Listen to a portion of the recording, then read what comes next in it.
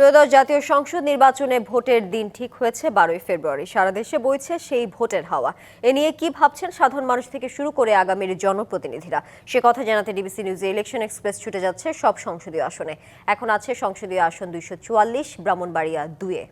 স্বাগত জানাচ্ছি CSRM DBC election এক্সপ্রেসে।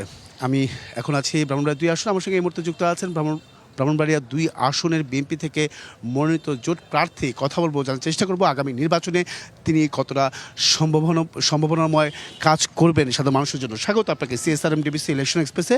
একটু শুরুতেই যেতে চাই, আপনাকে জোটে থেকে এই আসনটি বিএনপি মনোনয়ন দিয়েছে, কতটা ভরসা রাখছেন? সাধারণ মানুষ কিভাবে আপনাকে মেনে নিচ্ছে, কিংবা সাংগঠনিকভাবে অন্যান্য নেতাকর্মীরা কতটা আসলে কাজ করছে আপনার হয়ে? ধন্যবাদ ডিবিসি নিউজকে। আমি সর্বপ্রথম আল্লাহ পাকের শুকরিয়া আদায় করছি।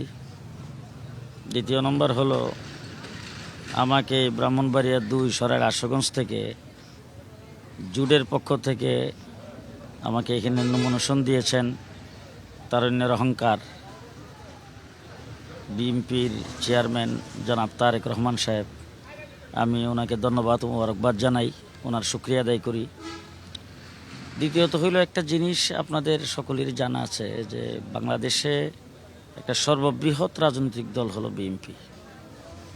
দ্বিতীয় নম্বর হলো, আমার এই সরাইল আশুগঞ্জ ব্রাহ্মণবাড়িয়া 2 এটা বিএনপির গাঁটি। এখানে 2018 সনে যেখানে দিনের ভোট রাতে হয়েছিল, ওই সময়ও এখানে বিএনপি নির্বাচিত হয়েছেন বিপুল ভোটে। সেই হিসাবে এখানকার বর্তমানে আমি যেটা দেখছি সেটা হলো যে বিএনপি এবং তার অঙ্গ সংগঠনের সকলে ঐক্যবদ্ধভাবে আমার এই নির্বাচনে ওনারা মাঠে নেমেছেন। ইতিমধ্যেই ওনারা দুর্বার গতিতে কাজ করছেন। দ্বিতীয় নম্বর আরেকটা কথা আমি বলতে চাই যে ব্রাহ্মণবাড়িয়া হইল আলেম ওলামায়ে কেরামের এলাকা, এবং আপনারা নিশ্চয়ই জেনেছেন যে 2001 সালে যখন আওয়ামী লীগ ক্ষমতায় ছিল, ব্রাহ্মণবাড়িয়াতে 6 জন শাহাদত বরণ করেছিলেন। এবং গত 2021 সময় সংক্ষিপ্ত, আমি তারপর একটু প্রশ্ন করছি, সেটা হচ্ছে যে কি ধরনের প্রতিশ্রুতি নিয়ে যেতে চান সাধারণ মানুষের কাছে?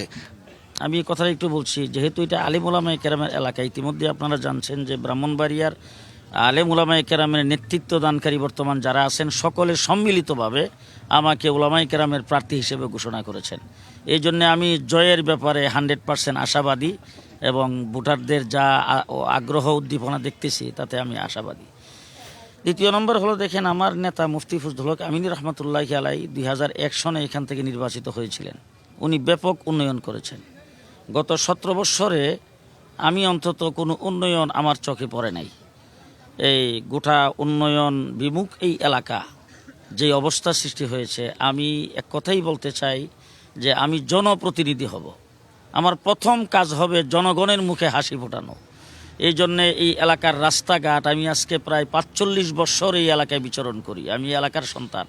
সেই হিসাবে এই এলাকার গ্রাম, কোন গ্রাম কোথায় আছেন, গ্রামের সঙ্গে রাস্তাঘাটের সংযোগ কী আছে, রাস্তাঘাটের হালাত কি, কোন গ্রামের মানুষ এখনও রিক্সা দিয়ে চলতে পারে না, হাইটা চলে, বা এখনও নৌকা ছাড়া তাদের কোনো উপায় নাই, এই সব কিছু আমার জানা আছে।